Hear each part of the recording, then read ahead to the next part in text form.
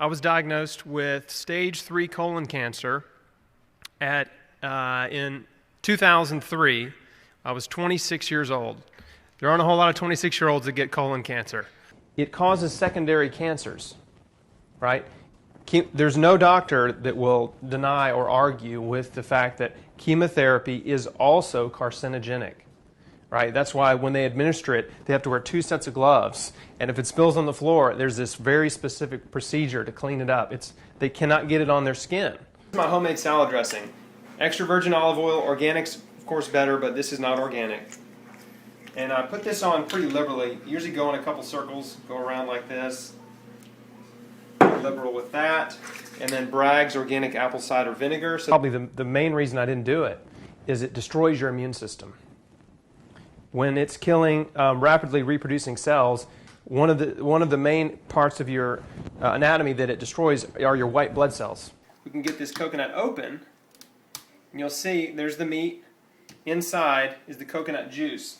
So what I want to do is put that juice in my blender. I bet everyone in this room has probably heard this story from somebody with cancer. They got cancer, they went through surgery, they had chemotherapy. A few months go by, big announcement, there's no evidence of cancer, it's gone. Everybody's so excited, right? And then a few months later to a year later, it's back. But this time, it's all over their body. It's just like taken over. And that's why. It's because their immune system is gone. And it causes secondary cancer. So you've got this double whammy effect with chemo.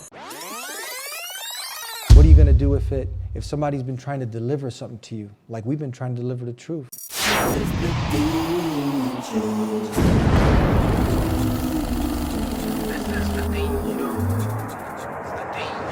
Greetings of peace. Welcome to The Dean Show. Subscribe if you haven't already. My next guest was diagnosed with cancer at a young age. He's here on The Dean Show to give those some hope, some good feeling after a long feeling of probably helplessness. Maybe you've been diagnosed with cancer. You're one of the 50%.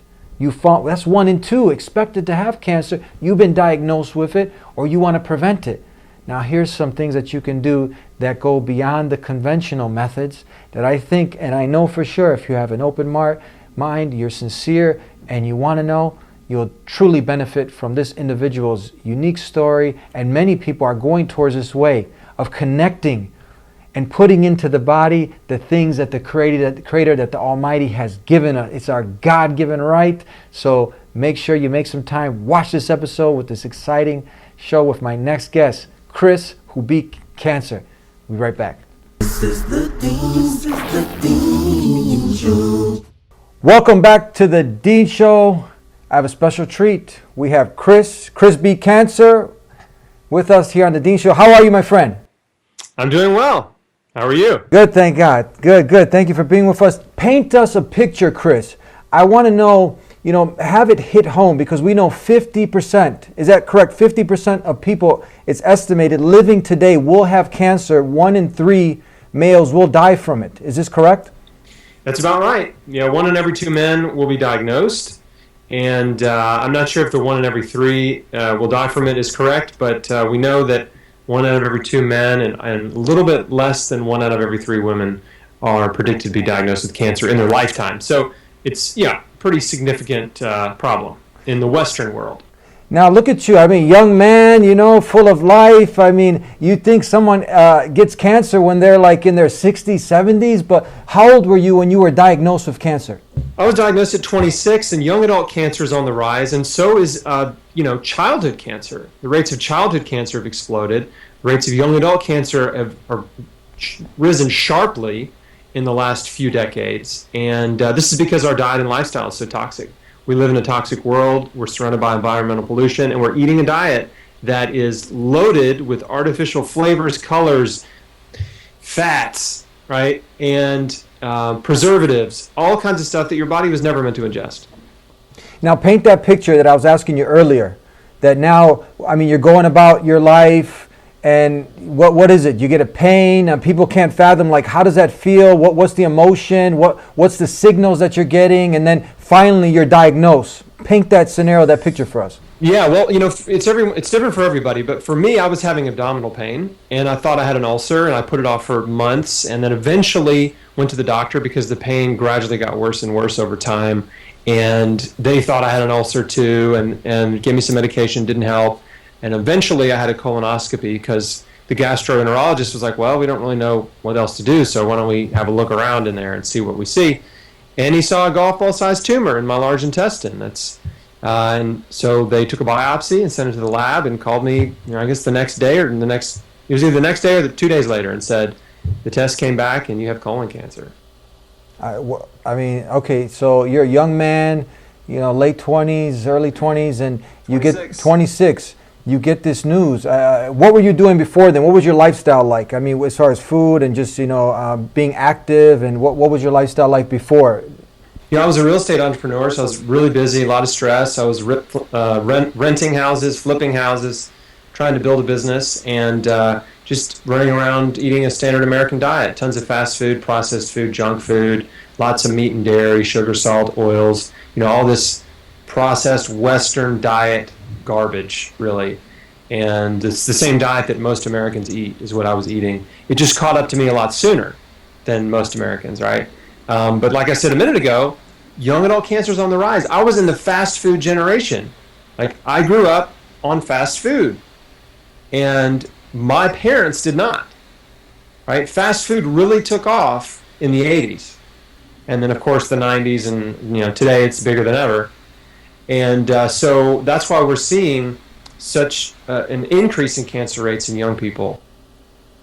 Now, the cancer specialists are the oncologists, right? So did you go see an oncologist and he was talking about doing some chemo, radiation? Was that an option on the table that you were exploring?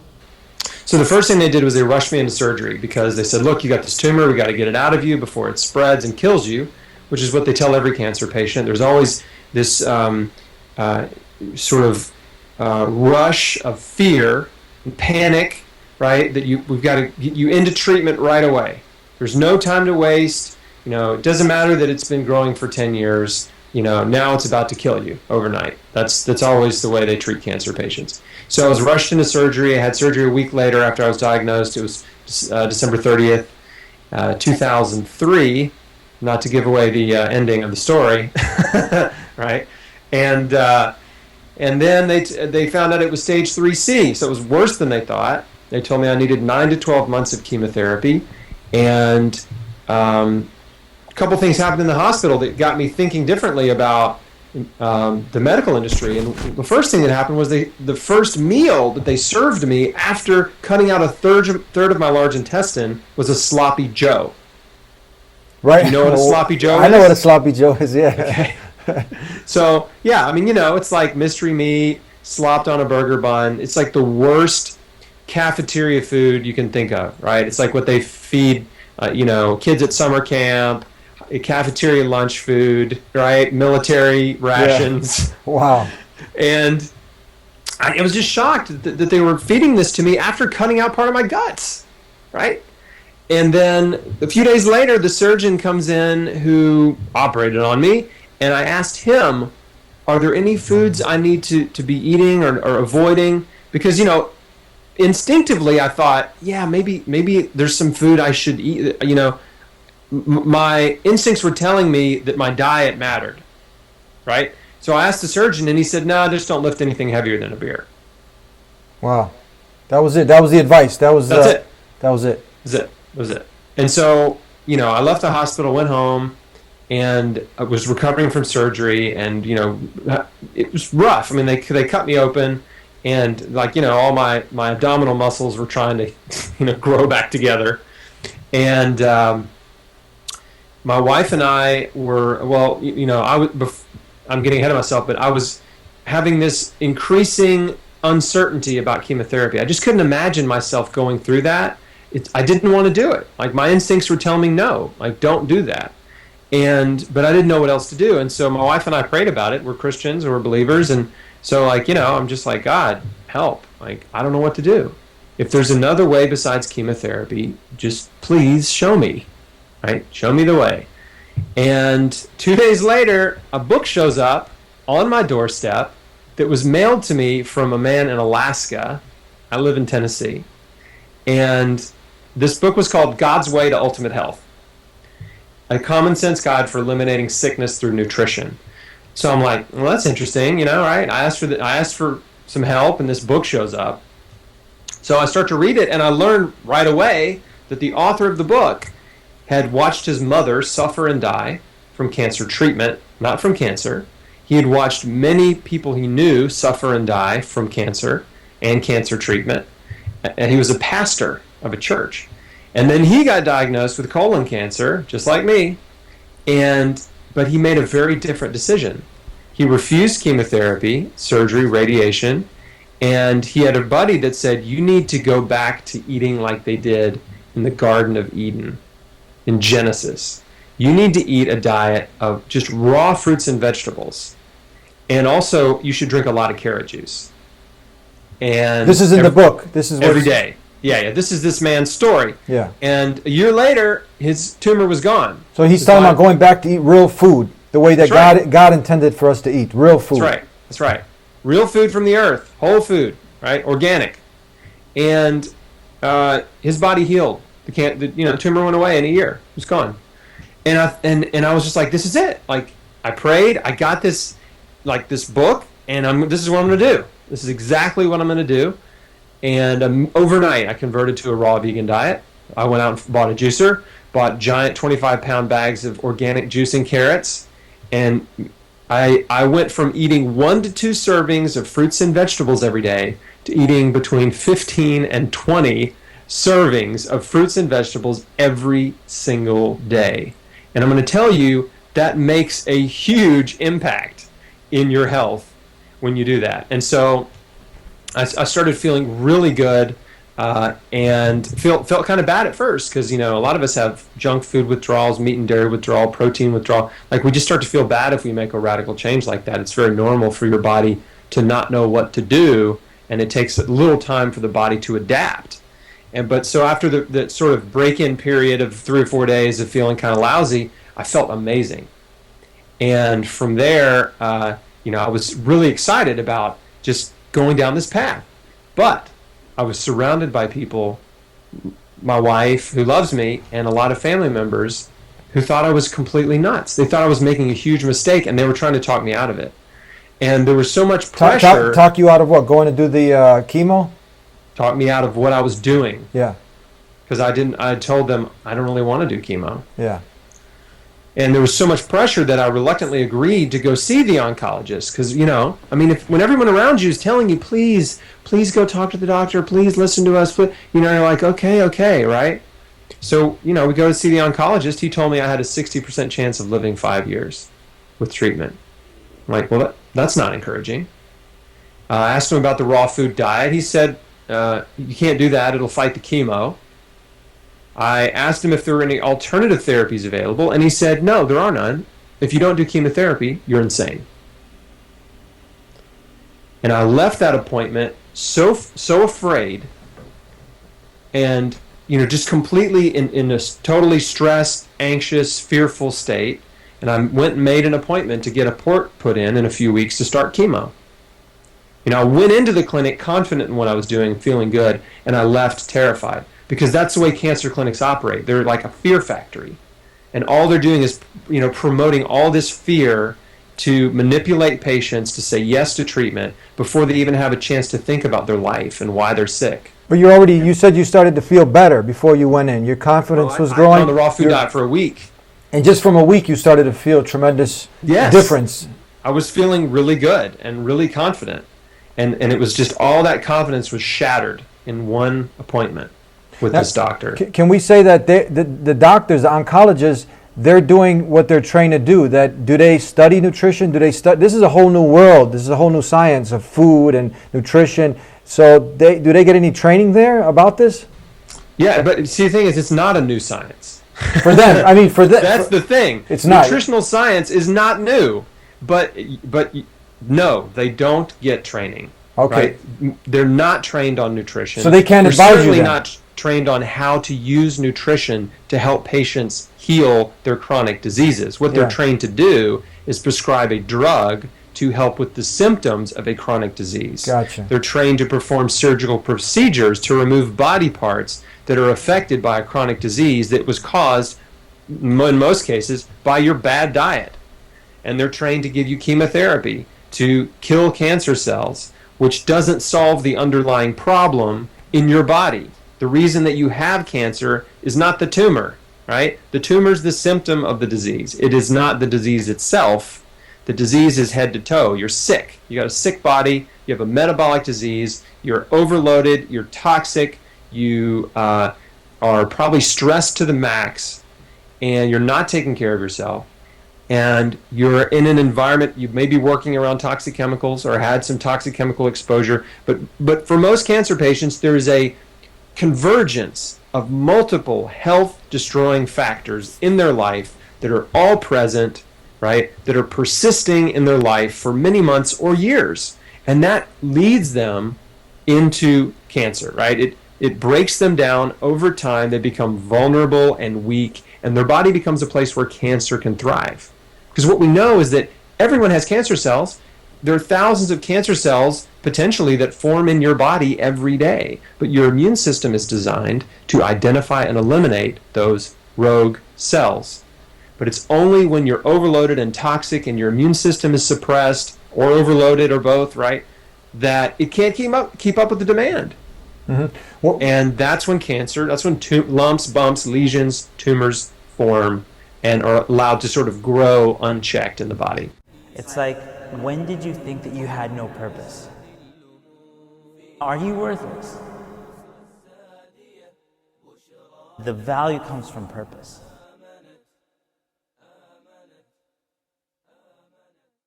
Your purpose in life is to worship the Creator, not worship your desires and self, not worship social pressure, the celebrity culture, but worship the thing that's much higher and transcendent, above and beyond. By worshiping God and seeking His pleasure, you get pleased. So you have double pleasure. Many people have you found that they find this very difficult, or they're not conscious that there's such a strong food sickness relationship? Yeah, most people don't have any connection to that their diet is making them sick. They've never been told that. Their doctors certainly aren't telling them that. What we know is that when you look around the world at population studies and disease rates around the world, they're very different than the U.S. When you look at rural countries, developing countries, third world countries, have much lower rates of most of the cancers we have. Mm-hmm.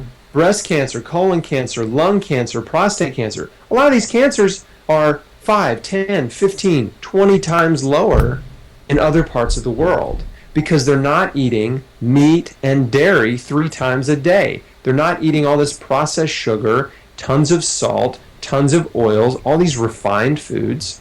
And guess what? They're not getting all the rich people diseases that we get in rich nations. Even though some people watching this may say, well, I don't feel very rich, right? If you live in America, you're in the top 1% richest people in the world. Yeah. Right? Same, that includes if you live in Canada, the UK, Australia, New Zealand. So we eat a rich man's diet, and we have rich man's disease. Cancer, heart disease, diabetes. These are rich people diseases.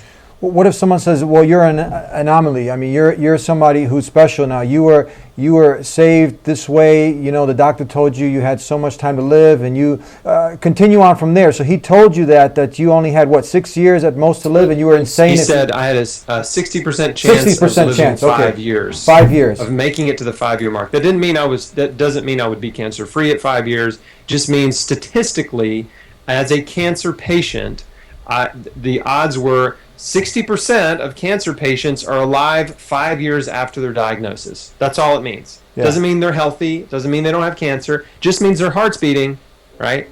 And they're alive. They could be on their deathbed. So that statistic is virtually worthless. You're right, though. Some people do think, oh, I'm just lucky. Oh, it's just an anomaly or whatever. And I've interviewed, and I've spoken to hundreds of people that have healed cancer, but I've interviewed over 50 people on chrisbeatcancer.com, my site, that have healed with nutrition and natural therapies. How many? Over 50 now. Yeah. I mean, I've just been doing it in my spare time, over the years. And I've got the most incredible healing stories and interviews on my site. And these are people who have had even more severe cancers than me, like stage 4 pancreatic cancer, healed without surgery, right?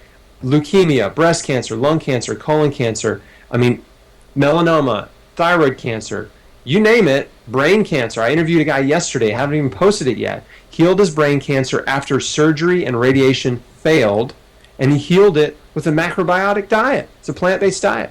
So in 6 months, his tumor was gone, just from nutrition, just from a diet change. Now, it's a radical diet change. Yeah. But that's how powerful nutrition is. When you give the body the right stuff, it's like really incredible, amazing things can happen in your body. And I'm not even selling anything, right? I'm not selling some lotion or potion or pill, right? Just telling people, like, you have the power to change, and you'll be amazed at what happens when you do make these dramatic changes to your diet.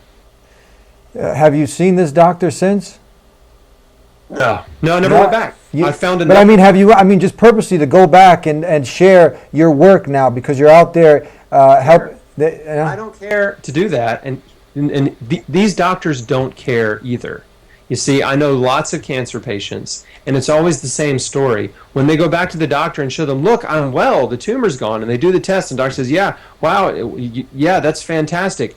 Next. Yeah. They don't care. They do not care. And the ones that do care, they're powerless anyway. They can't say, wow, let's take what you did and give it and try it with some other patients. That never happens.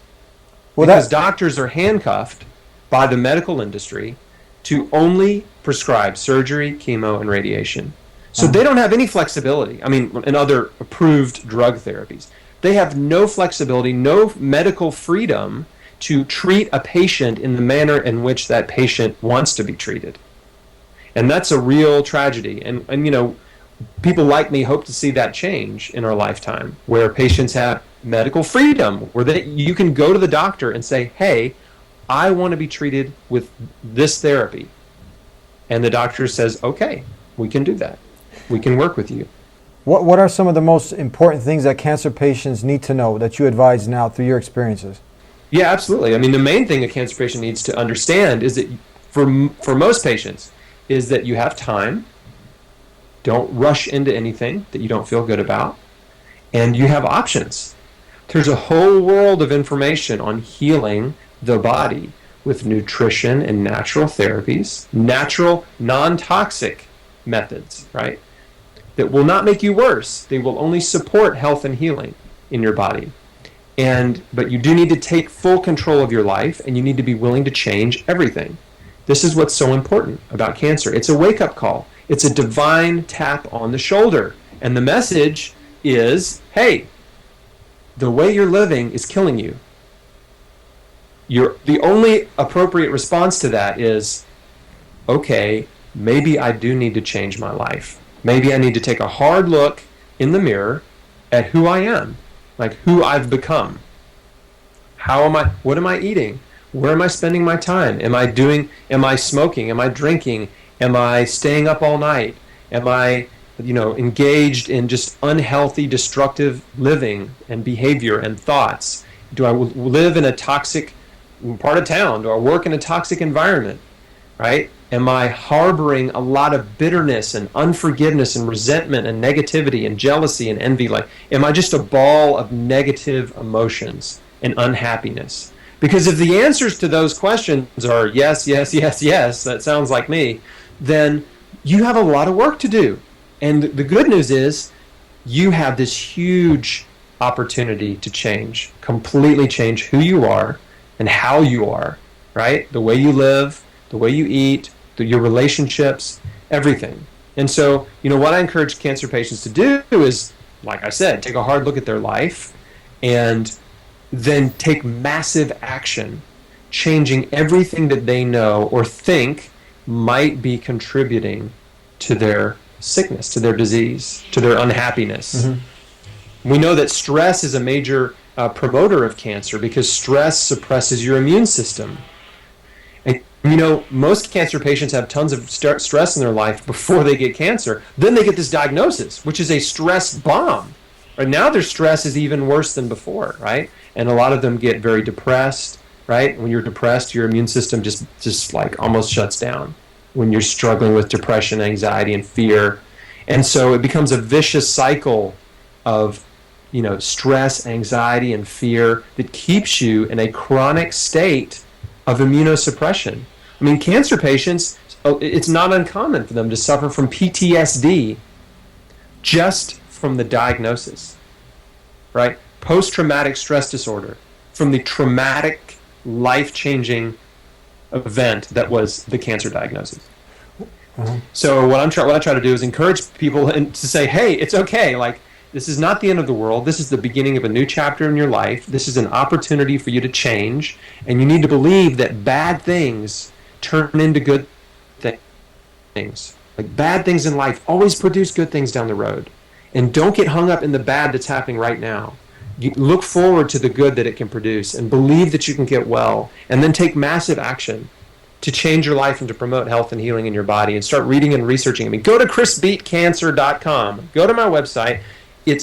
There are hundreds of articles and interviews with about healing with nutrition, tons of interviews with people that have healed all types of cancers, and it's all free.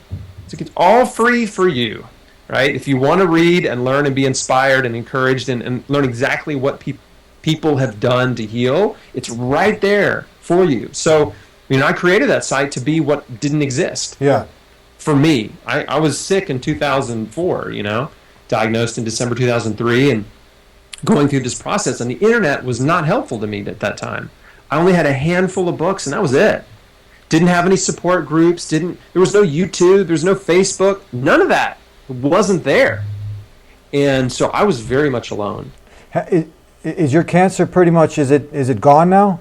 Yeah, my cancer's been gone. It's totally... It's been 12 years. How are you feeling now compared to how you were living before?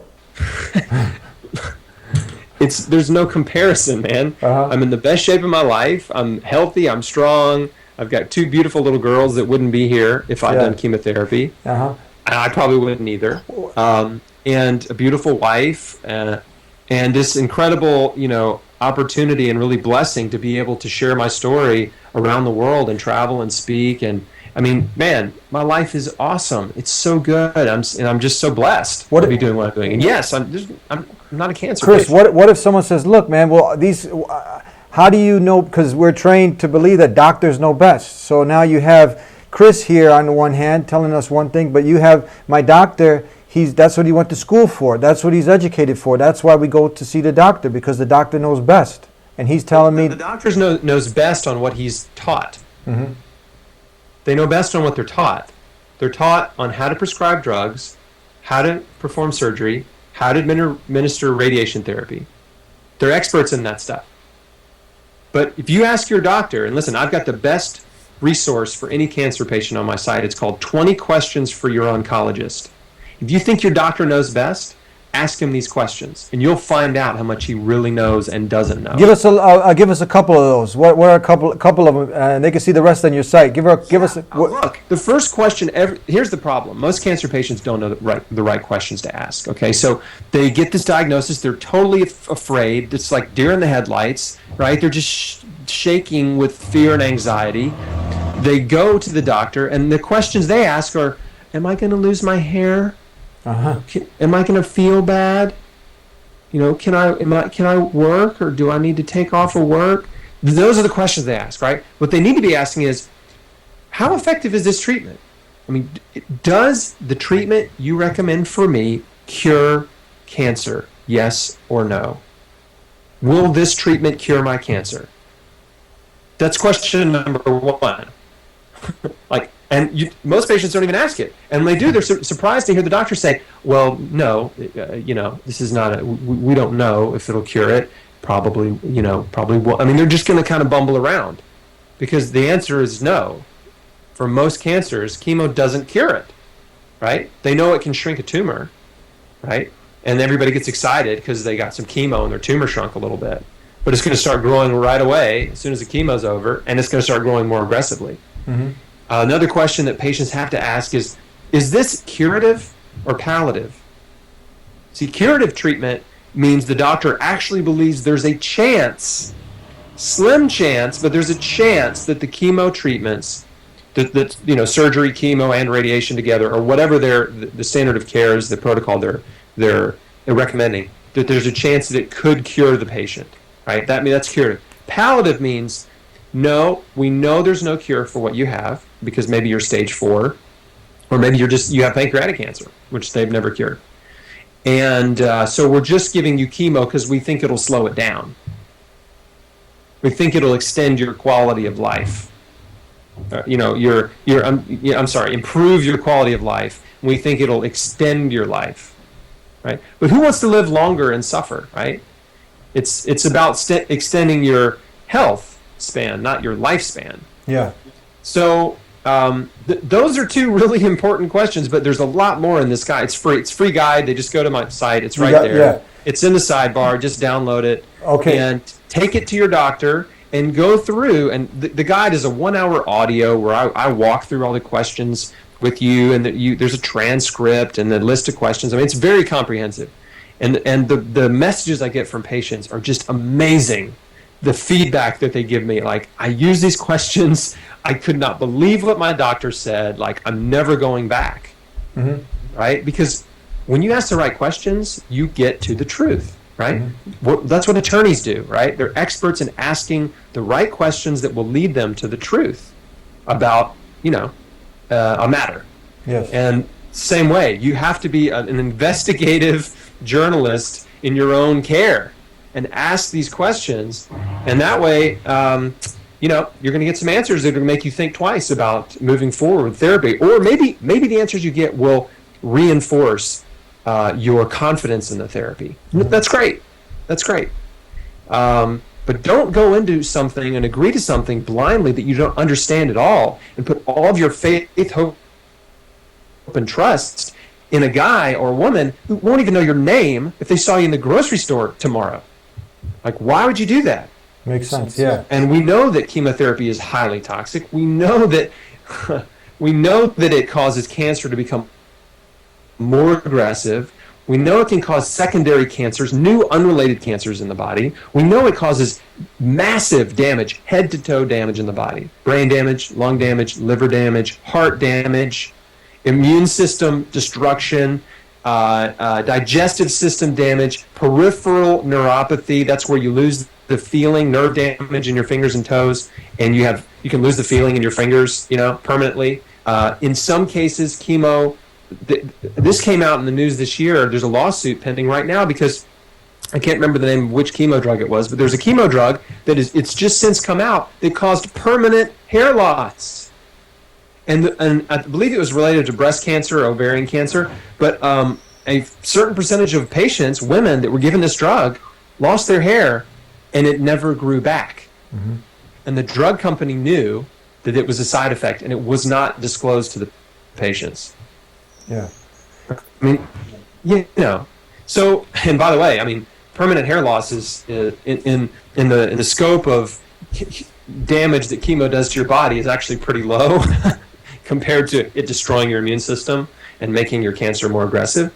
So anyway, I mean, I can rant on this for days, but the overall message here, again, is that if you're a patient, if you have cancer, or if you're trying to care for someone with cancer, do not agree to anything you don't understand. Do not move forward in a therapy that doesn't make sense to you, that your instincts are telling you no. Doesn't matter who's telling you need to do it, your doctor, your family, your best friend, or whatever. If your heart and soul and your guts are telling you don't do this, listen to them, right? Take time, step back, start reading and researching, right? Start going to YouTube and Googling and learning from all these amazing people in the world that have come forward and said, hey, I had cancer, I changed my life, my body healed, and here I am, 5, 10, 15, 20 years later. There's an interview on my site with Carl Helvey. He's the longest living lung cancer survivor. He was diagnosed in the 70s, refused conventional treatment, used alternative methods and diet, healed, and he's still alive. The longest living lung cancer survivor just happens to be the guy who refused conventional therapy. How great is that? Yeah. Wow. And so, when a patient or when you start to see these stories and hear from these people, these are real people, like regular people. They're not all just trying to sell a book or a course or whatever. They're just regular people like you and me, that, that just want to share their story because they're so excited that they got well, and they know it'll encourage more people. And so that's the point, right? The point of what I do is to give people real hope and encouragement and information that will empower them to take control of their life, make radical changes, take massive action, and repair, regenerate, and detoxify, right? And ultimately heal. That's the goal. A couple more questions before we come to an end. Tell us, you talk about also this break cancer scam. Can you tell us a little bit about this? What is this? About Komen? No, you would think that so much money has been donated, so many. You have so many causes that are out there, to eradicate cancer, but it doesn't seem like it's slowing down. It's growing. So are these causes out there? Are they helping really? The one statistic that is the most, I'm so glad you asked this question, thank you. The most powerful statistic that the world needs to know is that the death rate for cancer, okay, that's the ultimate measure of whether or not we're making progress, right? The death rate. The overall death rate for all cancers has only improved by 5% since 1950. 5% improvement since 1950. So if that doesn't tell you that the cancer industry is failing and that the billions and billions, hundreds of billions of dollars raised and spent on cancer research have been largely a waste, well, then your analytical mind is broken, right? So the cancer death rate has only improved 5% in 50 years for all cancers averaged out. So that means a lot of them, no improvement, right? A few have childhood leukemia.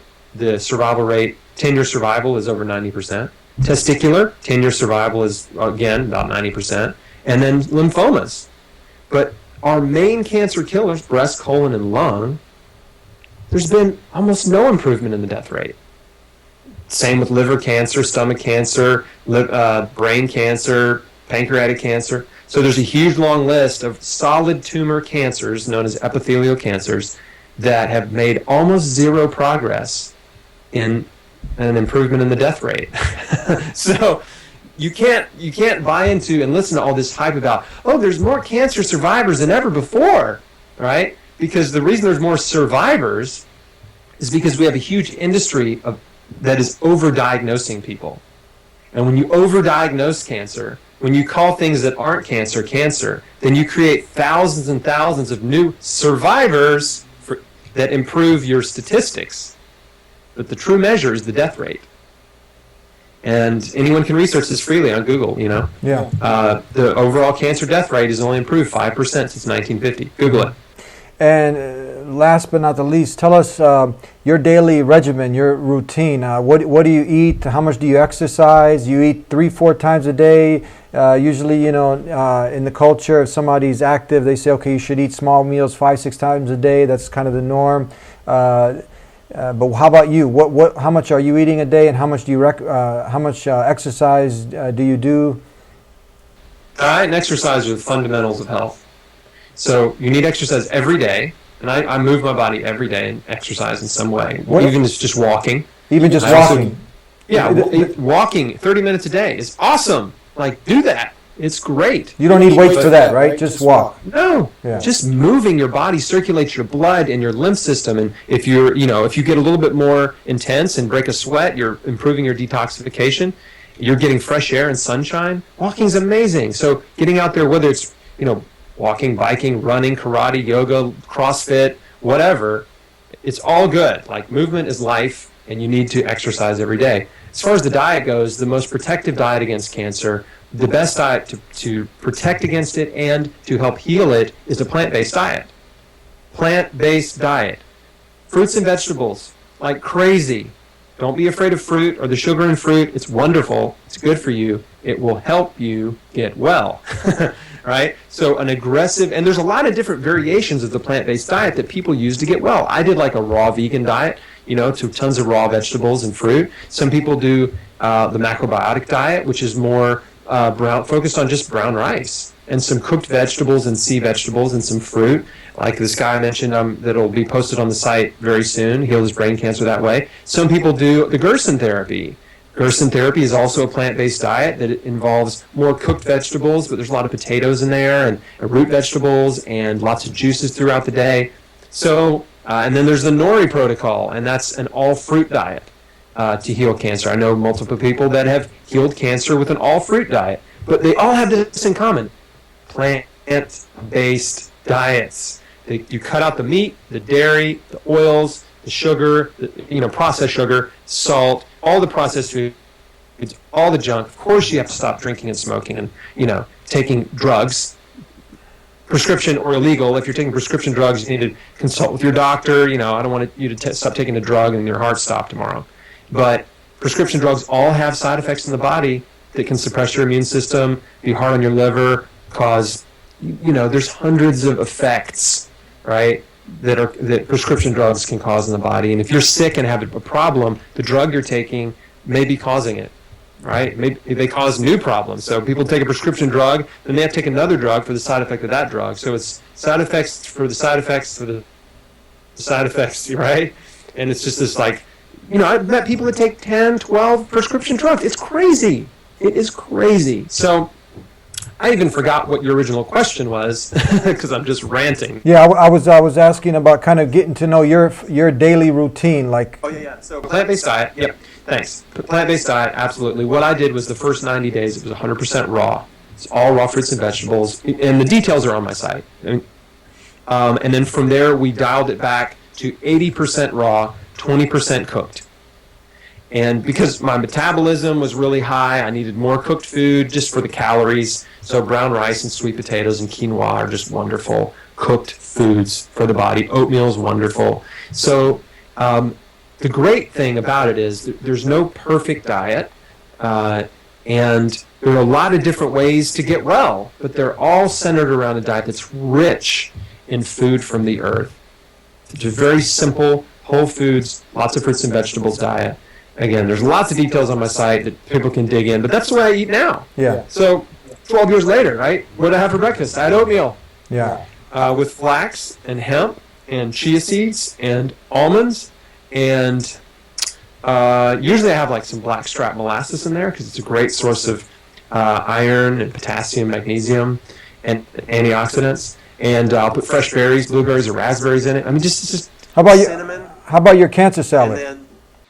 How about your special cancer salad?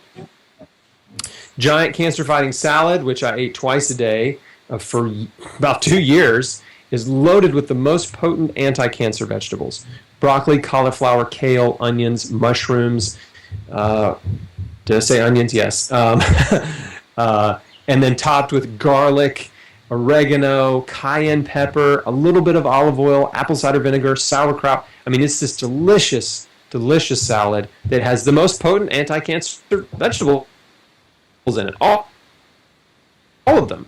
Yeah. It's living food. It's living food you're putting in your body. Yeah. Living food, and my goal was really simple. It was to overdose on nutrition. I apologize if you hear construction in the background. There's some workers in my house doing some stuff downstairs. But it was just to overdose on nutrition. I figured, look, anything's better than chemo. So, I mean, I'm willing to do anything as long as it doesn't hurt me. And that's at chrisbeatcancer.com? chrisbeatcancer.com. And do you also recommend, there's a documentary called The Truth About Cancer, A Global Quest? Anything else like this that you recommend people watch? Truth About Cancer is a docuseries, 9-part docuseries, all about the cancer industry and people that have healed. I'm featured in it. It's fantastic. Mm-hmm. Yeah, absolutely. Thank you very much, Chris. Hopefully we can have you back. We'll get some response from this program. Some people have some more questions. We can bring you on again, God willing, and we can have another nice discussion. I really thank you for your time. Thank you. This was great. I want to thank you guys. I told you you'd enjoy this week's episode. These are things that we as a community, we need to start talking more about. If your events consist of cookie, cake, and ice cream, and pops, and sugary foods, this is a sign right now that you got to stop. You got to eliminate those toxic foods. Those are toxic foods. And replace them with what your children have a right to, what you have a right to. It's a God-given right. It's right under your nose. It's the real food that's been put in the earth that the Creator has blessed all of us with. You got to buy that. You got to incorporate that into your lifestyle and eliminate all of these toxic foods. It's something that we need to talk about because our kids are being affected. You're being affected. Your family's being affected.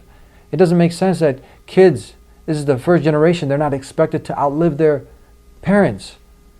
Heart disease in kids, cancer in kids, diabetes. They're obese, overweight. So you're either working towards good health or you're doing the opposite. So now I'm talking about it. I want the community leaders to talk about it. I want them to take the matter serious, to get informed. There's a system, and if that system is something that we've been used to, you go see the man in the white coat, he knows best. But what if that system is broke? There's a deficiency there. Then we got to find an alternative. Take the good from that system, but know that it's limited in this area. If your doctor doesn't study nutrition, this is a known fact. He doesn't know. He doesn't know to educate you on that. And he has to be humble to that aspect. And he has to grow from that. Otherwise, that's arrogance, thinking that I know best. No, the only one that knows all is the one who created us, who's the all-knowing. We're human beings. We're fallible. We're weak. And we're learning. We're on a way to learning and exploring each and every day. But this is one of the things that if you dig a little bit, if you study a little bit, it's something so profound, yet simple to understand. That the food we're eating is either living food that's helping us to live better, or it's fake food, toxic food that's destroying us. Now this is a living testimony to that, our guest of this week. And there's so many people out there that don't see the food-disease correlation. So I encourage you to look more into this. What do I get out of it?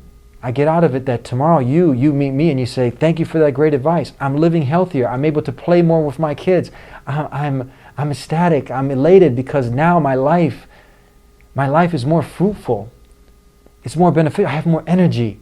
I'm alive and well. And I'm enjoying the blessing that the Creator's blessed me with. The vehicle that's going to get me through life. It's fully functioning and it's running smoothly. Thank God. So make sure you take the matter serious. Start taking your health not for granted, but treating it like the blessing that it is. It's a priceless blessing.